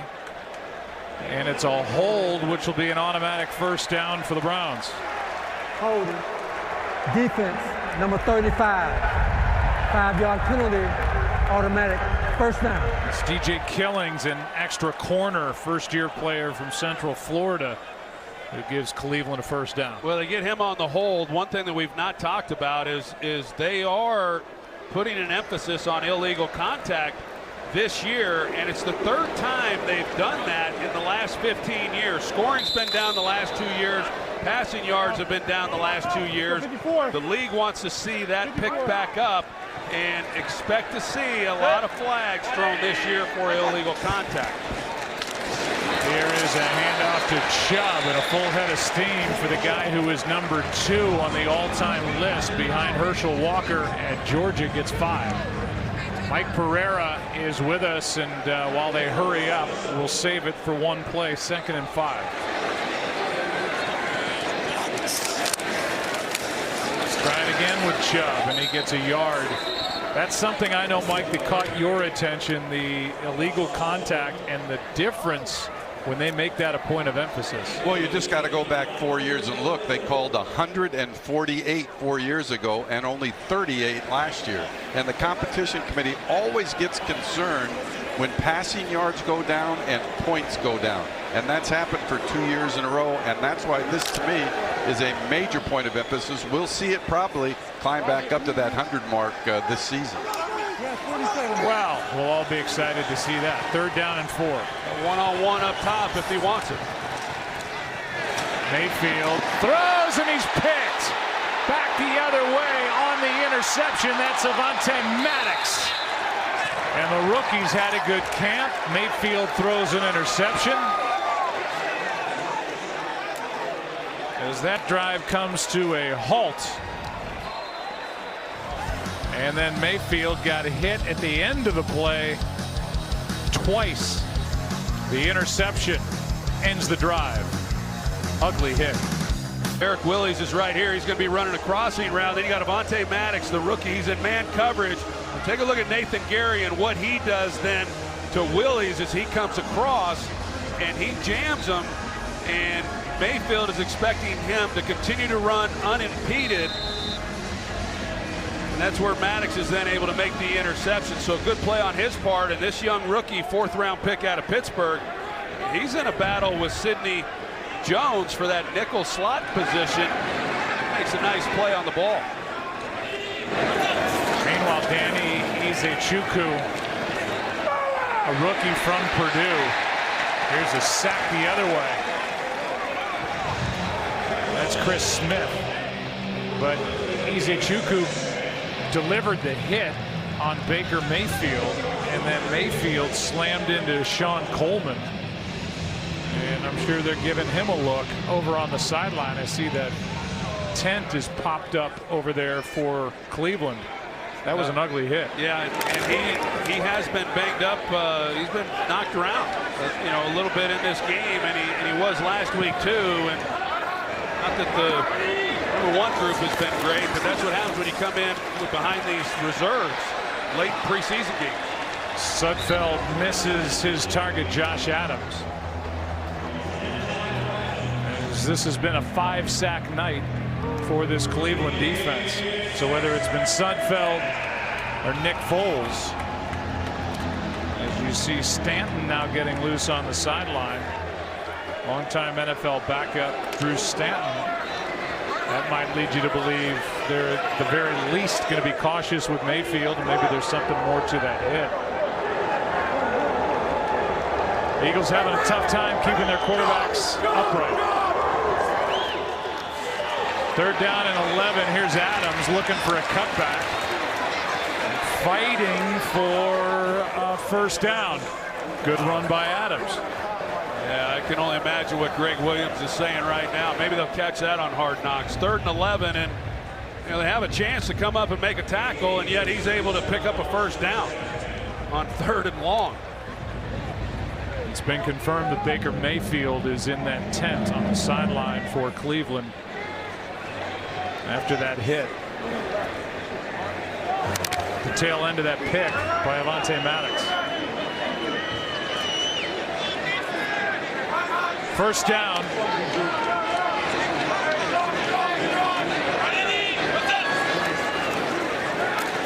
Sudfeld, well protected this time, airs it out. Downfield, it is caught for the touchdown. Rashard Davis somehow got both feet down. 37 yards from Nate Sudfeld. That's a heck of a job by him. We'll take a look and see, but if he's able to get his feet in, it looked initially to me like he was out, but at the end, you know, you're going to see that left toe might be on that back line. Here will be a good look at it right here once he has possession. Yeah, it looks to me like Nate Burleson was hoping that he could talk about the toe drag swag on Good Morning Football in the morning, but it looks like that left foot, the left toe is on the line once he gains possession of the ball. I think Nate Sudfeld agrees. Mike Pereira out of bounds. Hey, Troy, if you want to bet on me, I'm going to say that he's out of bounds and it's going to be reversed to incomplete. Can't even get odds on that. I think I'm 2 for 2. Well, it's a scoring play, so obviously they look at it, and we are in agreement. It's coming back. While we were in break, Jerome Boger made the announcement to the delight of the fans here, wearing orange, that they're calling that one back.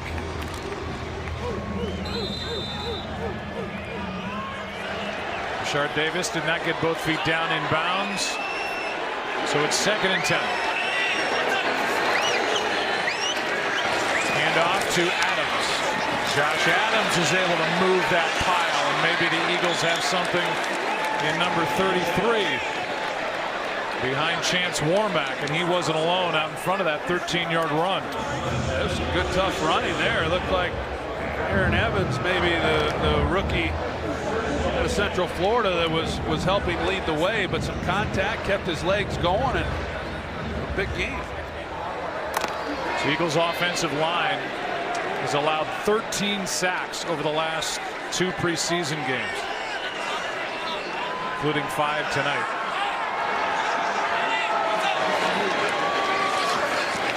Sudfeld, flag down, incomplete for Carter.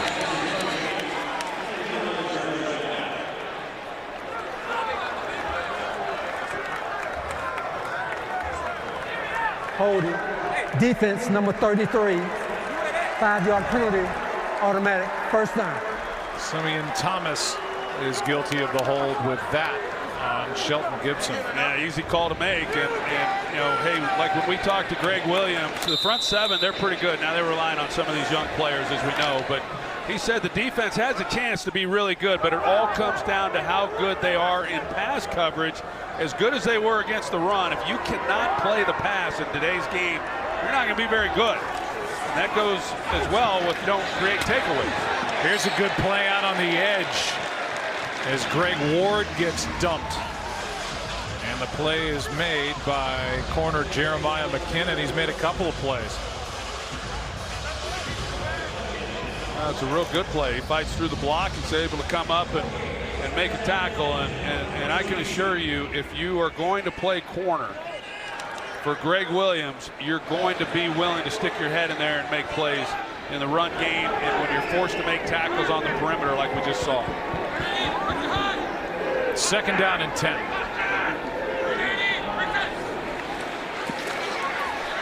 Sudfeld to the end zone. It's not there. Goddard, the target. Some more sounds from our friends at NFL Films tonight in Cleveland. No, I'll just keep taking double teams for you. You good. You should keep it. I had a couple of brain farts. Okay.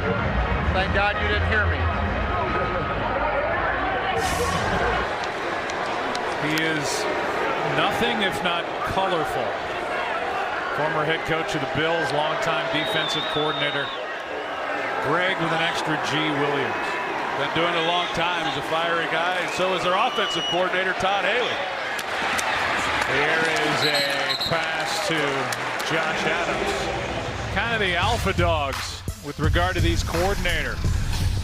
Todd Haley. Hey, Troy. How you doing, Todd Haley? And then Greg Williams. Haley's been a former head coach. Won a division with the Kansas City Chiefs. Been an offensive coordinator for the Cardinals, now the Browns, but the Steelers for 6 years. Yeah, he's good. He's good. He's a good offensive coordinator. He did it in Pittsburgh. He did it in Arizona. And he's going to do it here in Cleveland as well. And I think Baker Mayfield's fortunate to have a guy like him coaching him fresh into the league.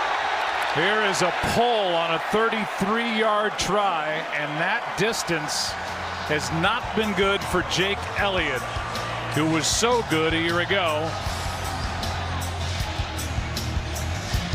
from other distances, not in the 30s. Well, Baker Mayfield shown him on the sideline, and he's fine. He passed. What test was administered to him on the sideline, we're told. Meanwhile, Jake Elliott missed from 33 as Drew Stanton takes over at quarterback. Handoff is to Matthew Days. How about a little visit on the sideline? Here's Christina Pink. Thanks a lot. Joined by Jarvis Landry. Jarvis, the first string offenses look different in every game you guys have played. First the passing game got going, then the run game. Not much of both tonight. How do you guys find some consistency going forward? Just trying to find a balance. You know, we want to run the ball a little bit, but we want to do some play action stuff today. And, you know, we took a lot of minus plays early downs, and, you know, that's easy for defenses in this league, so it's tough for us. Your speech on Hard Knocks made you a folk hero, and you've shown a lot of leadership with this team. How did you become that vocal leader so soon with this new club? You know, when I first got here, Coach Hughes just said, be yourself, you know, and, you know, there was a lot of things that was already here that, you know, from my understanding that needed to kind of be changed or talked about or at least said, you know, and that was just kind of it, you know, just saying what was the obvious and, you know, hopefully that guys respond to it. All right, thanks a lot. Back to you, Joe Troy. Yeah, thanks, Christina. Jarvis Landry. He led the NFL with his 112 catches a year ago. 400 catches through his first 4 years. That's the most in NFL history. Stanton airs it out. It's not there at all. And the quote that Jarvis Landry had was, if we get everyone playing to their potential, we can win the Super Bowl this year. You got to believe, right? You got to believe. And you know what's interesting about Jarvis Landry's year last year? Yeah, he led the league in receptions with 112, but he was 17th in receiving yards. Of those 112 receptions, only 6 were for 20 yards or more. So wasn't much down the field for him last year, and they're sure hoping for a lot more big plays from him here in Cleveland. Vogel hits a booming punt. Rashard Davis on the return. 57-yard punt, 10-yard return, and there's a flag down on the play.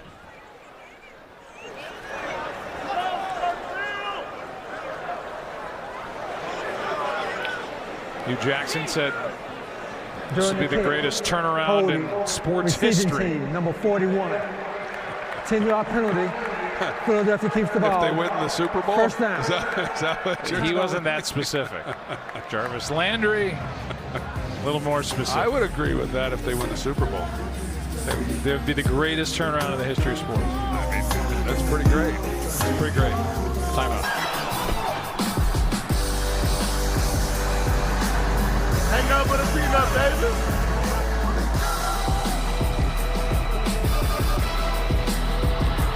Well, they are great fans here. There's no doubt about that. They had to take a 3-year timeout as the franchise left. Went to Baltimore.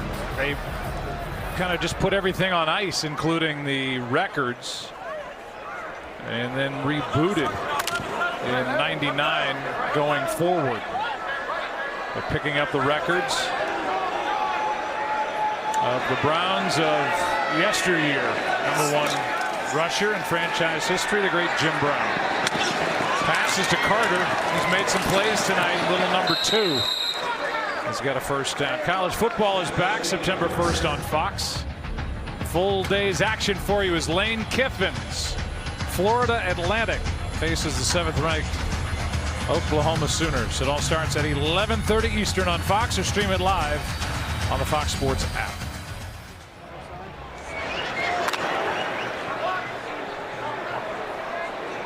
Talk about DeAndre Carter, a late signing, 3 days into camp, 15, 4 years, never played in the regular season. Number 2, inside receiver down at the bottom, but a handoff here to Matt Jones. Aaron Andrews is still in the house. Hi, Aaron. Over here with Fletcher Cox. Chris Long giving him a hard time. Knock it off, Chris Long, right? Not the way you guys wanted the preseason to go. Heading into next week, before you see Atlanta, what's the vibe of this team? I mean, right now, I think, I think the main thing is right now is just us sticking together in the locker room, not turning on each other, just standing together as a team, knowing what got us where we are. Obviously not the preseason that we wanted, but I think when the season gets here, we get a bunch of players back, and, we'll be ready. Good news for you, though. Camp's going well. Your defensive coordinator, Jim Schwartz, giving you a compliment on our conference call, saying this is the fastest he's seen you. What's up with that? You lost a couple LBs, you told me, right? I mean, I lost a couple pounds, but, that's one of the things I wanted to try out and, really make sure I can sustain a double team, but I can, and I don't think it's slowing me down, so I'm playing a lot faster, and, I'm enjoying it. How excited are you about this defensive line? You guys have made some additions in the offseason. What are your thoughts on that? I mean, add Mike, add Haloti it's great. You add, a lot of depth, even more depth than we already got. Adding Mike it's going to be a problem because, us on the field at the same time, the way we sub to keep guys fresh, I'm really excited to see, how it's going to go during the regular season. Haloti, man, he's a seasoned vet. He's one of those guys that I still ask questions, the way he do things, and, he's great to the room. Yeah, Michael Bennett telling me before the game he's going to get more sacks this year than he had last year. Yeah, I mean, just from practice, man, the way that we do things, and, once we get on that, for sure, everybody's same page, just me just learning how Mike rush and how Haloti plays. It's going to be really good for us. All right, thanks for your time. Appreciate it. Thank you. All right, Joe. All right, Aaron, a lot of depth on that defensive line. Howie Roseman has really stacked the deck up front. for Jim Schwartz. Daniel Equale, by the way, had a sack on that last possession. 6 sacks given up by the Eagles tonight. Sunday on Fox, the NFL preseason continues. A.J. Green and the Bengals take on Josh Allen, the Buffalo Bills. Kickoff is Sunday at 4 Eastern, 1 Pacific on Fox, or stream it live on the Fox Sports app. I was at his pro day there in Wyoming, and Joe, I've never seen in all my years of watching quarterbacks, I've never seen a guy throw the ball further. He did. He threw one about 85 yards. As strong as an arm as I've witnessed, and that's not his problem. His problem is that he misses a lot of the easy underneath throws, and his accuracy has to improve. And as I talked about at the time when he was drafted by the Bills, I've seen a lot of guys come into the league, and I just don't know that you can really coach accuracy. I'll be interested to see how he does. But he is getting the start this week, and a real good chance he may get the start week 1. And he'll be, along with some of these other young guns that are in the league right now in their first year, their careers are going to be fun to watch. It's not the class of '83, at least yet, but it should be fun to follow them and see if they can match them. Couple of carries here for a first down. Dontrell Hilliard. Here are the first-round quarterbacks from this past draft. Obviously Baker Mayfield, who we have seen here tonight. Sam Darnold, 3rd overall. Love the pick. Josh Allen, meaning the pick, sure. Josh Allen, 7th to the Bills. Josh Rosen, 10th to the Cardinals. Lamar Jackson, 32nd to the Ravens as they traded back in and out of Louisville, the 2016 Heisman Trophy winner.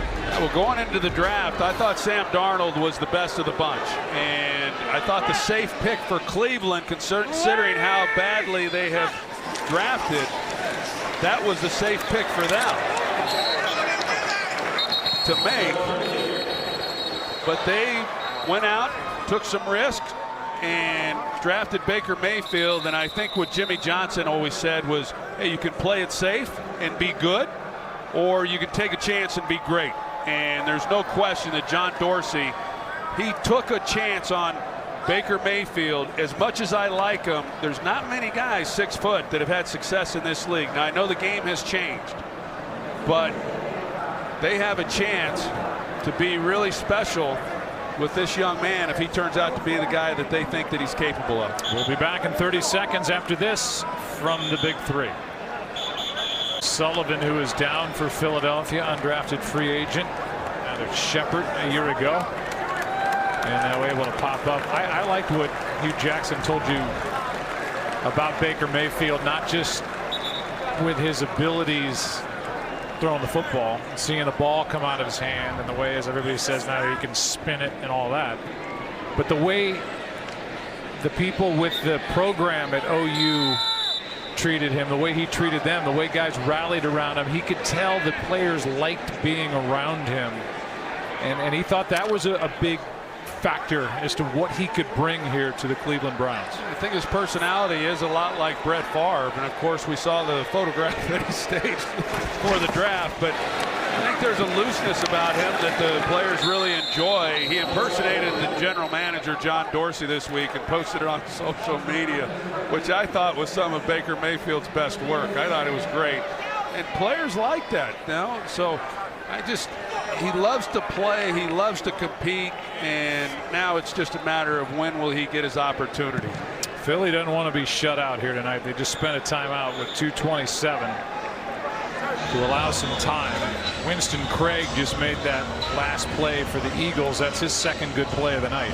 And there's a look at Todd Haley, like we talked about, and some of the success that he's had. Kurt Warner had some great years with him in Arizona, and really understands the game. And this offense is going to look different from the one he ran in Pittsburgh. There with Antonio Brown and all those players, a lot of 3 wide receivers.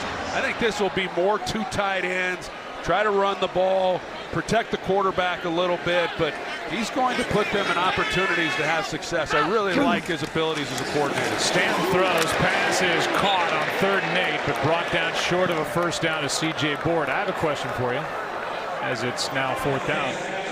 What if Kurt Warner's first name was Carl?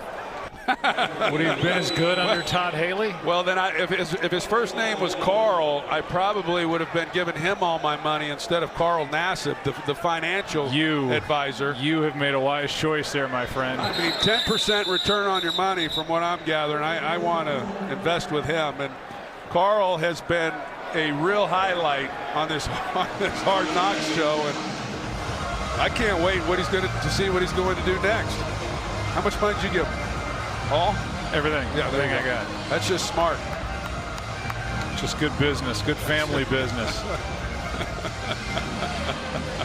Here is Todd Haley, who tried like the inversion table. Flipped upside down. Look, his head's gonna pop off. They had to tell him how to get out of it. It's one thing to get into one of those. It's another thing trying to figure out how to get out. Been there, Todd. Hard Knocks is available on HBO Go and HBO Now streaming platforms. It's a great show. Shannon Furman, a good friend to us at Fox, does such a good job, and she has a great crew around her. It's compelling TV.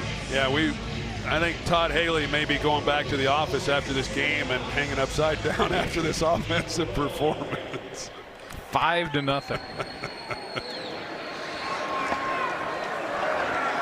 The guy behind him, Greg Williams, he'll be happy. Smiling for the first all the way. time this camp. Yeah.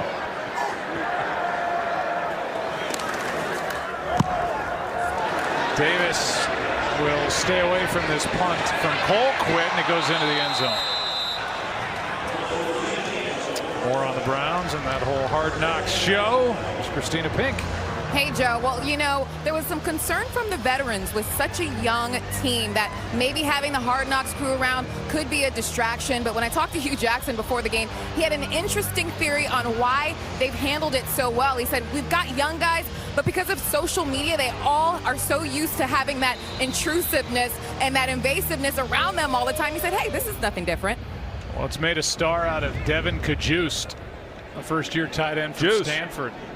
The other Juice, there's Devin. Yeah, and that great story with his dad. So good, and then if you're my family, it's a family event watching this, and my wife Kappa, she wants to see him make the team after hearing his story. Yeah, it's like a real-life soap opera.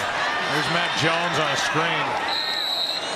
So Kappa's a big Kajust fan. Yeah, well, we call him Juice. Okay. Around the house. Honey, is Juice going to make the team? 2nd and 5. One timeout left for Philly. Pass is caught. And that's Goddard, the rookie tight end. The Eagles did a little Al Davis move and jumped in front of the Dallas Cowboys to draft Dallas Goddard. Cowboys were looking for a tight end. They did it with a draft in Dallas, and they got a heck of a player.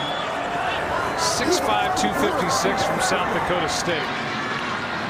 Well, they got the best tight end, in the draft, and I really like him. He had a heck of a college career, and his ability to go and make plays on the ball. And, it's an adjustment, and Doug Peterson says it has been. Small college and now competing at this level, but he gives them some things that I think are going to really help him, and he's going to have to produce. So you can't be named after the Dallas Cowboys and play for the Eagles and not play some awfully good football. Ed Spita, our statistician in the booth, is so proud of Philadelphia that they've started a GoFundMe page to try to get him to change his name to Philly. Sudfeld scampering around, makes it to the 45, where it will be 3rd down and under 50 to play. We've seen guys change their names to a lot worse. Yeah. Just change his name to Ocho Ocho, right?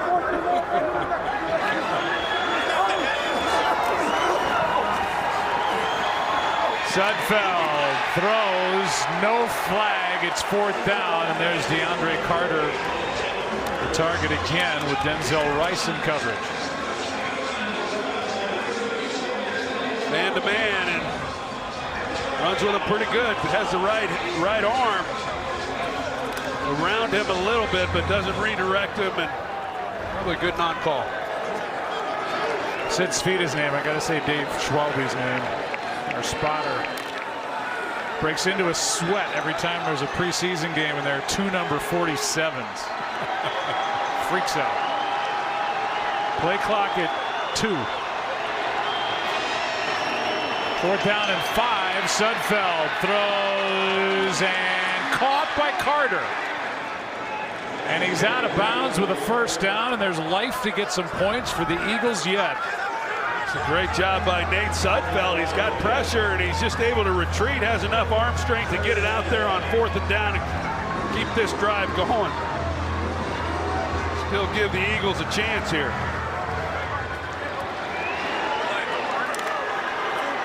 Sudfeld going in, again, not knowing exactly Carson Wentz's situation as they go into week 1, but he could find himself a play away from being the guy. Sudfeld fires, and the pass is out of the reach of Goddard. So 2 key players gone, as Troy talked about earlier. Brent Selleck, the blocking tight end, but not just a blocking tight end. Catch passes as well, and just a great Philadelphia Eagle in his time. Trey Burton's now with the Chicago Bears, so Goddard, Richard Rodgers, backup Zach Ertz. And I'll say this for Brent Selleck, because I may never get another chance to talk about him. He may retire. I don't think he has officially yet, but arguably the most unselfish player that I've followed since I got into broadcasting. A guy who caught 90 balls one year, and then lately all he was a blocking tight end predominantly. Never complained once, and just did his job. That sack is going to